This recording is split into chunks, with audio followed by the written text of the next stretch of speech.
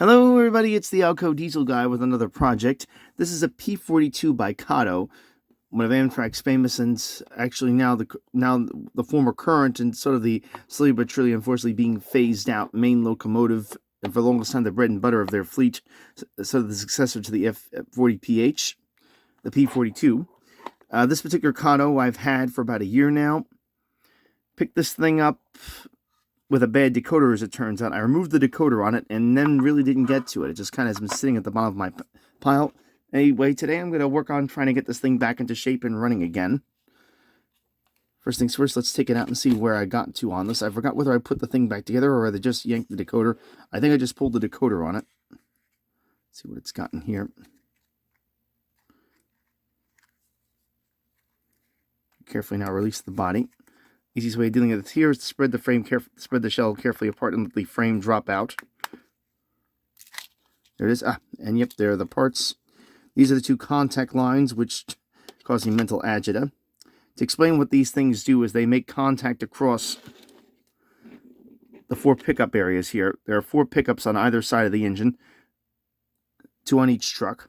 These lay across it and transfer the power to the stock board. This one, as you can see, is missing its stock board because, again, I got it with a decoder upgrade that was soldered into place, as we can see by the remnants on the motor pickups, which are right here. These, again, cross over them, and that's how they usually would get the power to the stock board.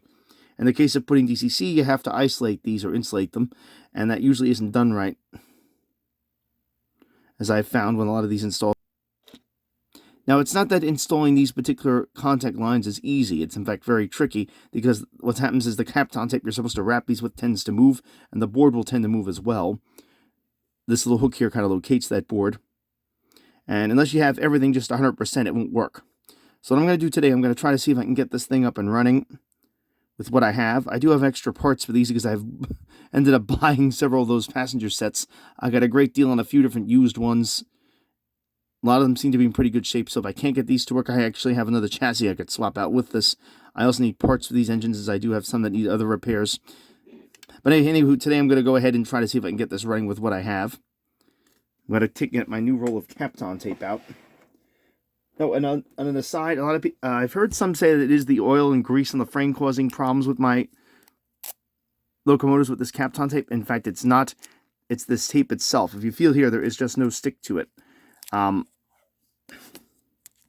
don't know what happened here. I'm guessing it's the humidity in my environment down here, but this has almost lost all of its stick. I don't know why, it just has. This happens frequently with me. I find that things like this just do not hold. You can even look at it. You see how the glue is kind of like, if you look carefully at this, you can see how the glue is kind of not there anymore. It's dried up. There's a little stick here left, but not enough for it to hold. This stuff, again, has a big job, as it has to grab onto the actual contact lines and not let go. If it does, basically you're going to blow your decoder. So yeah, bottom line, that tape is worn out. I'm not going to be using it for this time. I'm going to be using a whole new roll. There we are. See if that stuff works.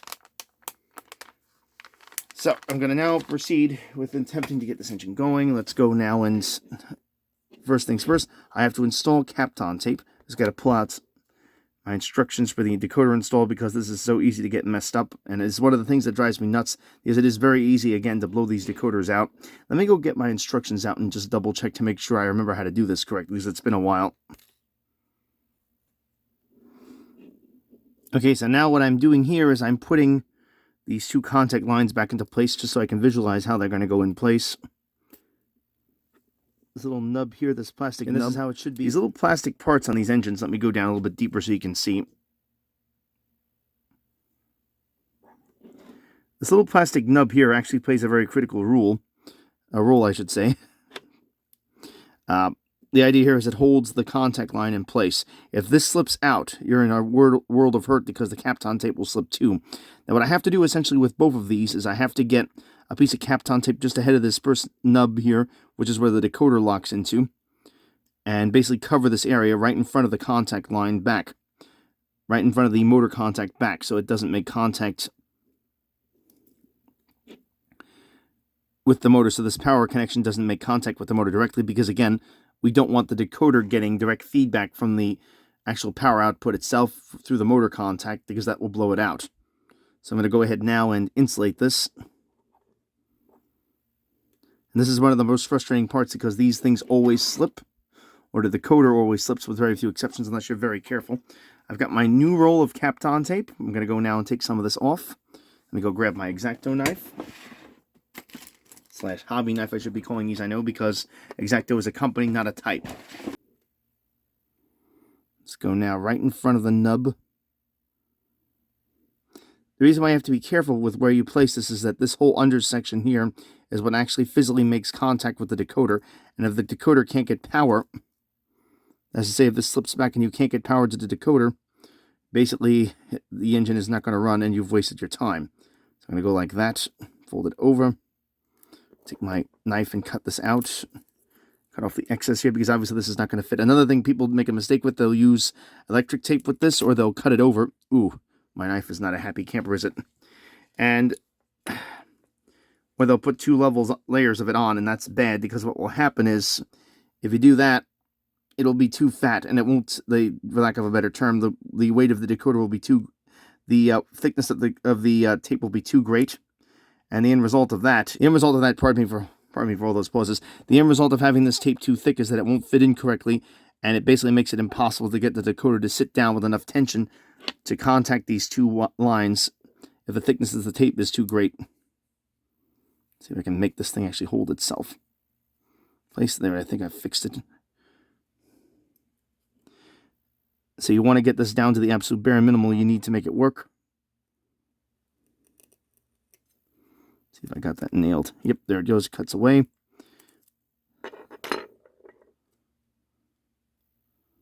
You'll note the cut side is actually going to be facing away from the actual motor contact on this. That's how I do these. I'm going to put this on the opposite side because of that. Let's now put this in place here. So now the first side goes into place. I'm just going to slide this in. Put it right over the nub.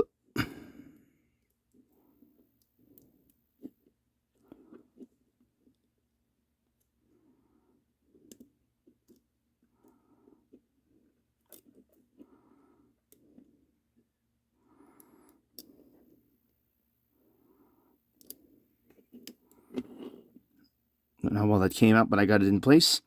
Again, we slide it in to make sure that this little nub here, this plastic little nub, makes contact. Let me see if I can focus this thing a little bit better. There we go. This little nub has to stick through.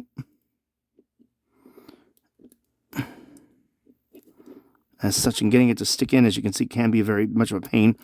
This board tends to like to move a lot. It's actually held in place physically by the decoder's pressure, so it is very tricky to get in there. And then there's a little notch that holds it in place along the frame here.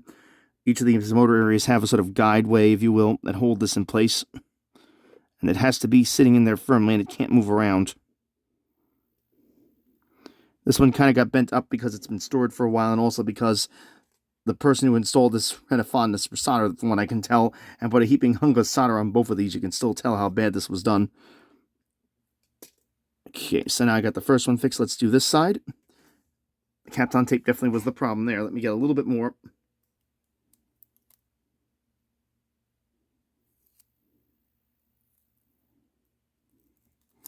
Just fold this over as such to wrap it, as the instructions say.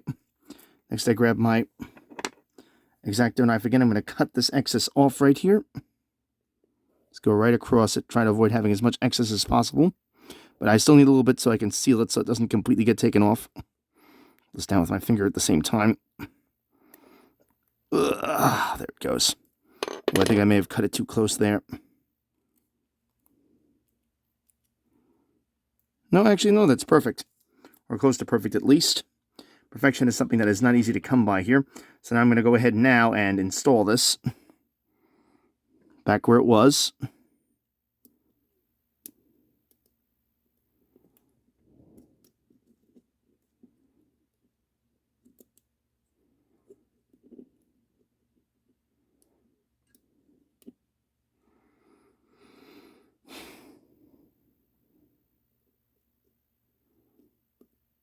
Get that to sit in there. There we go.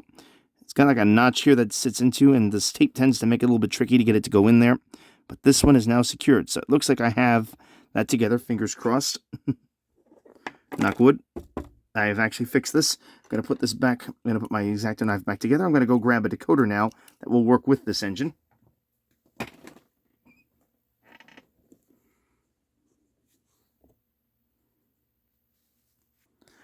And the name of today's decoder is, or the decoder for today is, the DN163KOA.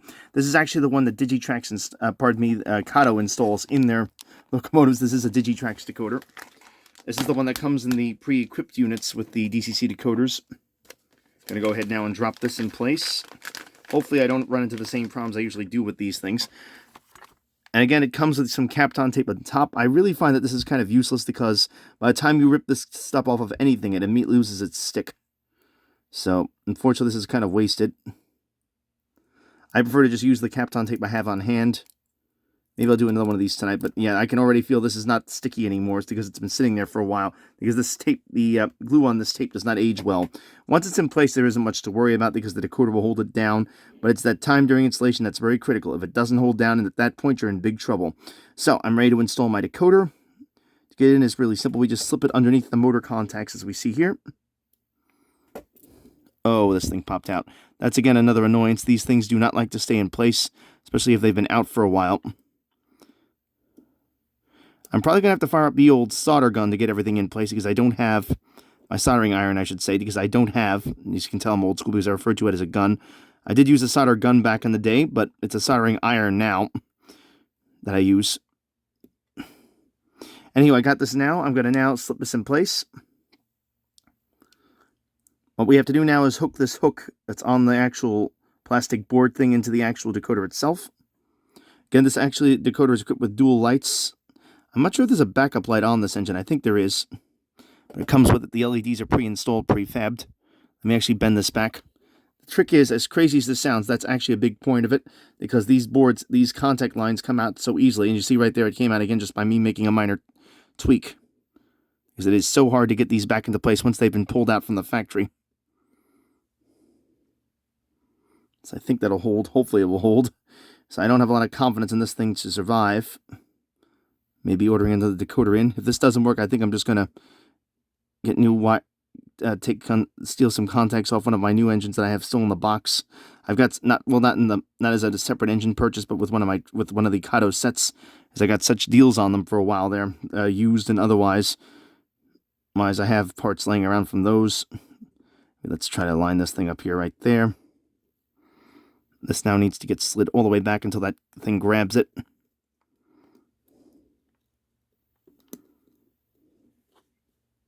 There it is. As you see, what I've done now is I've pushed this onto that little hook, and both of these contacts are free. What I'm going to do now is just simply bend them over and place them down.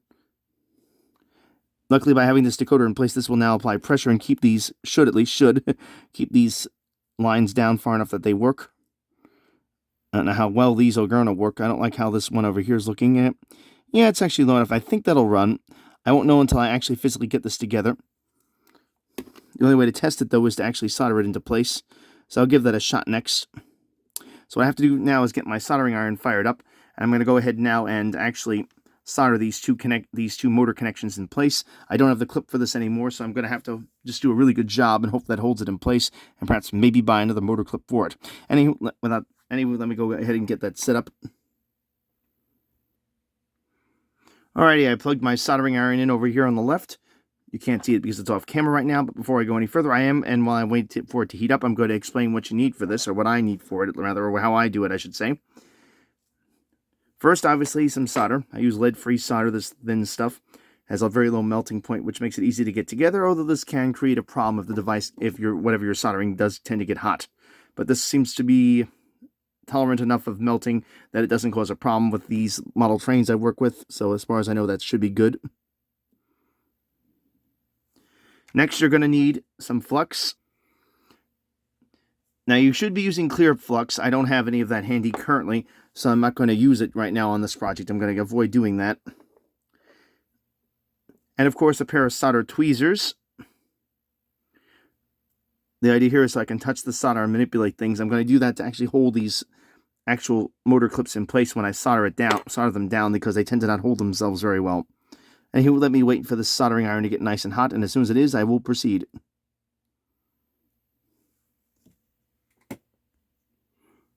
Alrighty, we are good to go. So I got my iron now nicely heated up. I'm going to put these back in place. As you see, I unfolded them because I need to first tin two things. I'm going to tin the pad, and then these actually the actual motor contacts are tinned already, so it should just be able to be pushed in place once that's done. Oh, pardon me, whack the camera. Sorry about that, guys. Didn't want to make you nauseous. Gonna go ahead now and tin my iron and get started here. My iron.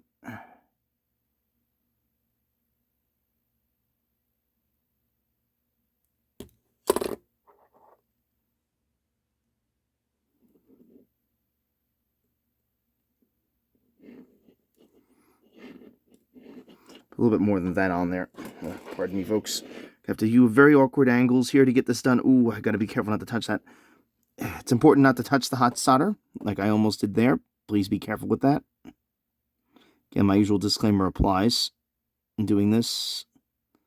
Don't want to get it too hot. Don't want to get the board too hot because it will effectively melt the board. Again, these are plastic. They're not, and the boards are made of plastic. They all have a melting point. So you got to be very careful not to get them too hot.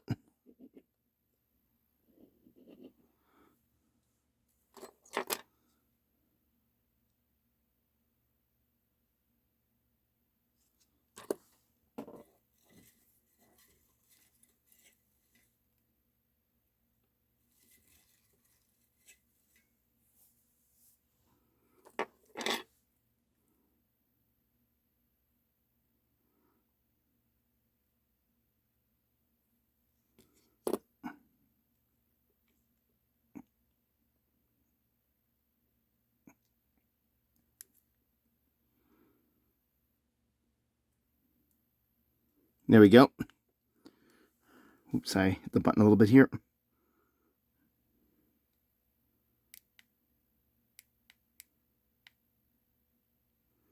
Okay, so now I have those two. Now I have the pads tinned. Next, I'm going to go put my soldering iron back in its holder for a second. I'm going to set these up to be bent into place. I don't want the solder too hot right now. I want these bent over so I can get them. So let's now bend them over.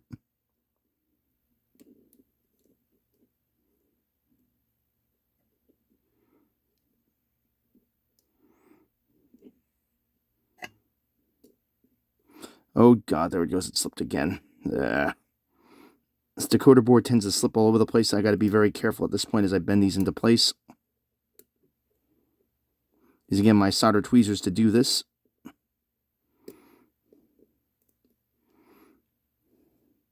So I'm going to tin my iron again, and I'm going to press the solder together from the boards to these actual solder connections. Pardon me. Ugh, I keep whacking you. Sorry about that.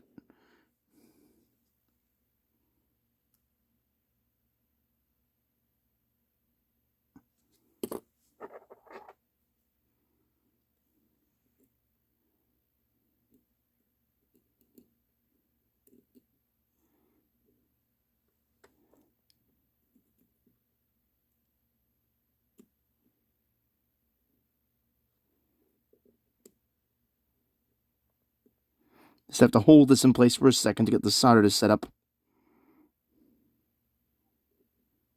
Looks like that one worked. Let's turn this around and do the other one. Being very careful not to touch my over hot iron. Yep, that looks like it held. I think, yeah, that worked.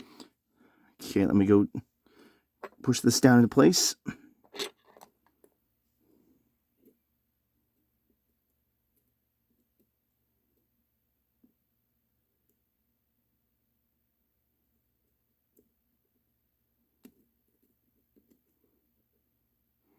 Kind of tricky here because you don't want to touch the board itself. You can, especially the circuits which I just made contact. Don't do that, folks. This is why I really hate working with one of these after it's been messed with, because usually it means a challenging fixing it more than usual. I don't think that worked. Let me go back and check this. I don't think that one went down.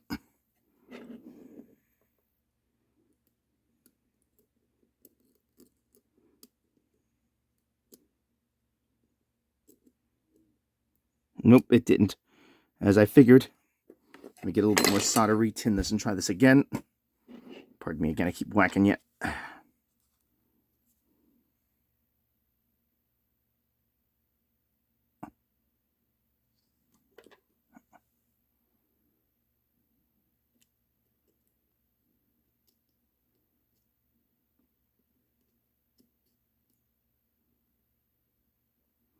Let me just grab my Grab my tweezers again and shove this down a little bit harder. Come on, you delete expletive, get in there. Will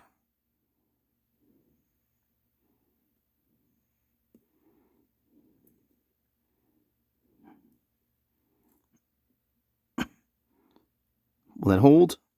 Is that in? I don't know. Let me check. Yeah, I think that's in place. Oh, yeah, it's in.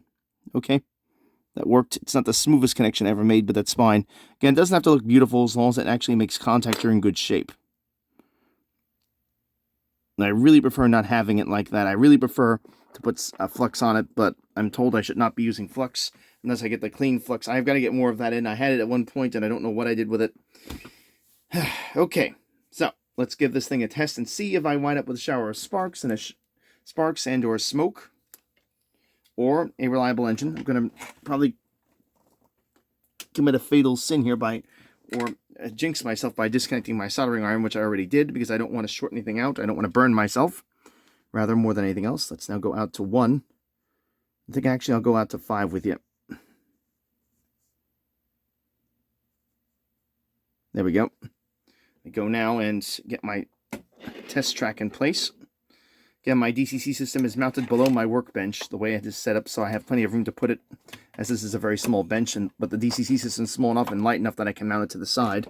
That's why I use that. Ooh, I don't want to damage my shell. That'd be really cool if I didn't do that, wouldn't it? Let me put this back in the case and put it to the side here. Let me get rid of this part of the packaging. I don't need that. Let me push something to the side here that you're not going to see just yet. Pardon my arm there, folks. I now have the test track out. I'm going to move something else completely off here just to give it a little bit more room. That's much better. Okay. I'm going to now plug in my DCC system and hopefully move anything that's middle off the track so that it doesn't short. Where is the plug for this thing? There it is. Then I'm going to see if this thing will work. So, got this wire down here. A bit of a tangled mess of wires. I haven't used this in a little while.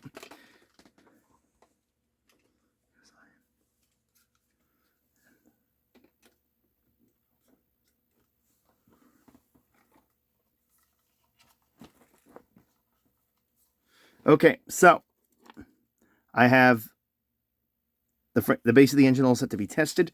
I'm going to... Actually, let me unplug my DCC system. I prefer not to do it like this. I prefer to do it with it unplugged in case there is a short, so I don't cause too much in the way of fireworks. So this should work by all intents and purposes. But knowing my luck, it'll probably catch fire, as these things always seem to defeat every bit of logic when I do this. They always seem to have some kind of problem, and I always seem to blow decoders on these more than anything else. This is the one decoder I cannot get my head around, whatever you want to call it. I should say head around. Anyway, let's go ahead and give this a shot.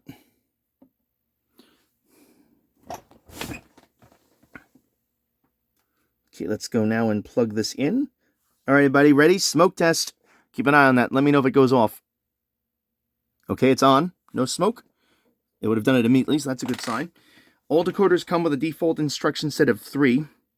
But noticing interesting, this system isn't doing anything. There is no power going to it whatsoever. Interesting. Let's now try maybe getting the headlight on. Nothing. Loco 3. Unless my DCC system is acting up again. No response to anything. Alright, let me go mess with some things here. Oh, I see. It's on program track. Ah. Yep, I was testing you, folks. That's why you always want to make sure you actually connect the right track. So you see? This will be on the test next week, so you want to make sure you study that.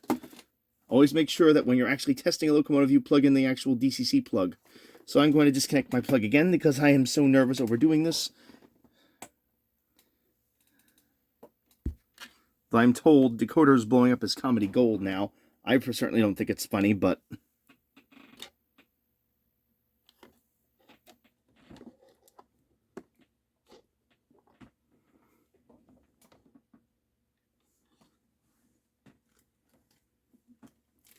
Let's dig this around here. Try to get my wire through. Okay, so that is the actual main track decoder plug thingy. It's very tight for some reason. I remember that being so short. I don't know why the cable, I mean, is so short. I hope I didn't injure myself. Oh, boy.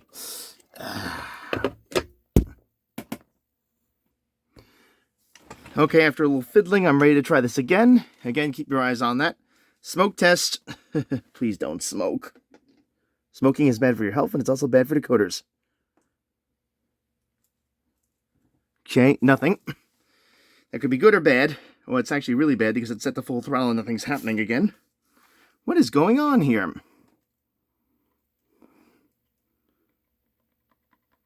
Huh. Don't know what's going on with this tonight. Let's try this again. Turns out I did have the right one installed to begin with. A right plug in there to begin with. I don't understand why it's not doing anything. That's the decoder is shot, which wouldn't surprise me considering the luck I have with these things usually. Anyway, one more time. Smoke test. Nothing. Again. Throttle is actually set to 32 again. I think my DCC system might be shot because this thing is acting up really weirdly. It's not doing anything. I'll do a spark test on my track if this doesn't work soon. You see, it's not doing anything. I'm not getting any response at all from it. Let's take this off the track, and let's do a spark test with it. Not necessarily the recommended way of doing it, but it's kind of old school, and it does work effectively. I need a screwdriver to do this, or a plier. Again, plastic-handled plier. We're going to go across the two tracks and see if I get a spark and see if the system responds. Nothing. So very clearly, I don't have power coming out of my DCC system. Nice. Okay, I successfully tested my programming track with an actual DCC ready, not equipped locomotive, and it made its usual noise, which tells me I now have power going to this. Let's see what happens again. Smoke test. It's going to take off, I think, because the decoder is stuck on, as this thing is stuck on full throttle. And there's the power again, and again, nothing. No lights, no smoke, nothing. This engine pretty much has me ready to give up because I really have little patience for these things. I'm wondering if I'm wondering if it's just the DCC system that's not responding.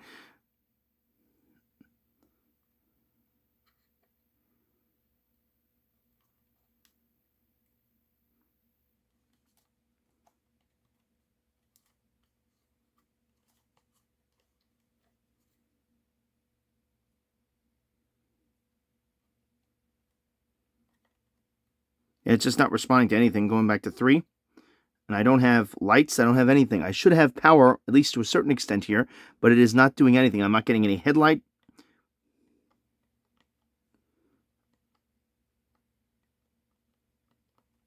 Not getting throttle response, it's just sitting there. Really weird. So I'm wondering if my DCC system is down. I don't know, I'm going to have to take a look at this and figure out what's going on here.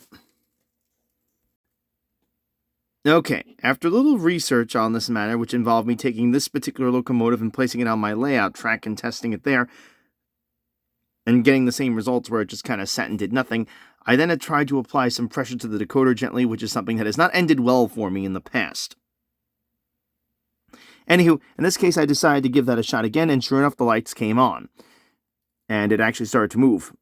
Once I took my finger off it again, it went dead again. From what I can tell, the problem is that this decoder is not making proper contact with the actual contact lines on the board itself. So what I had to do to fix this is physically tape it down.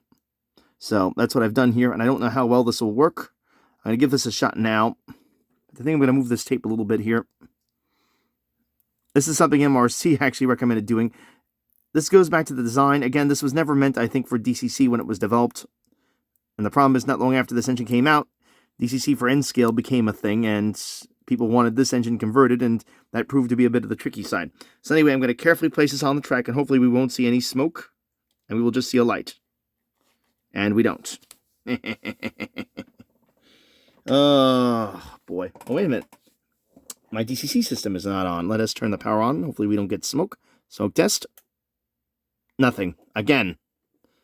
Oh, for God's sakes. Why is this thing being such a delete expletive?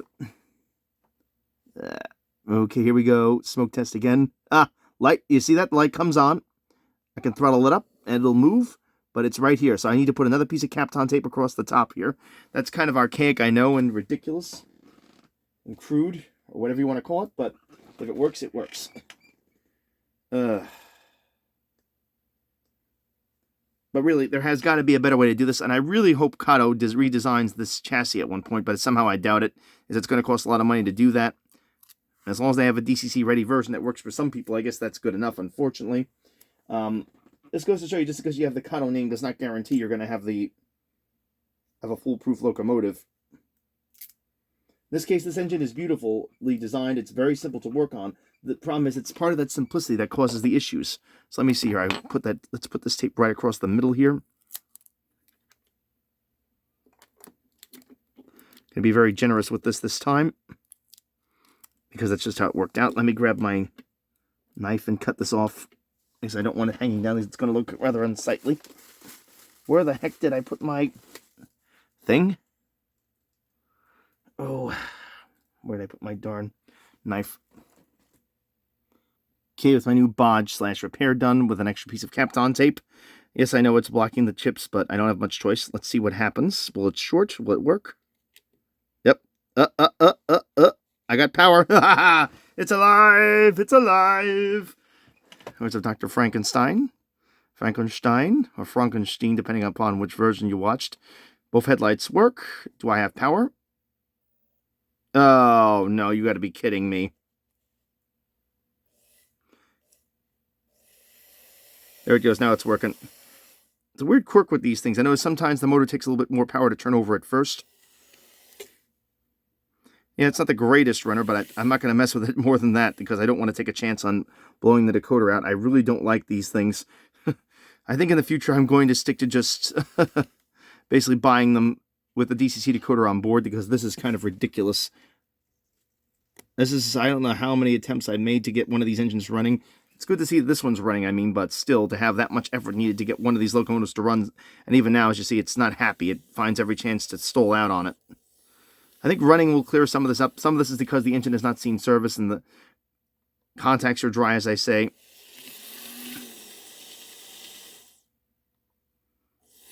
It's running a little bit better now. I'm going to call that a success mine, because I really don't want to take this thing apart again.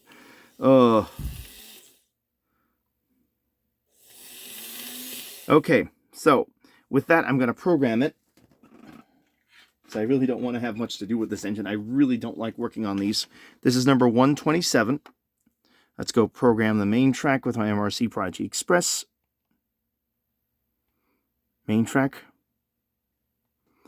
We choose 3 as the locomotive I'm going to program. I don't know how well this is going to show up on the screen.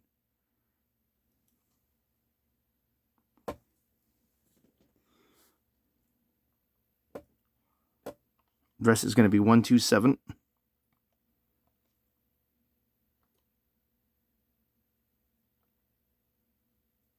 Light is staying on, which means it's programming, I hope.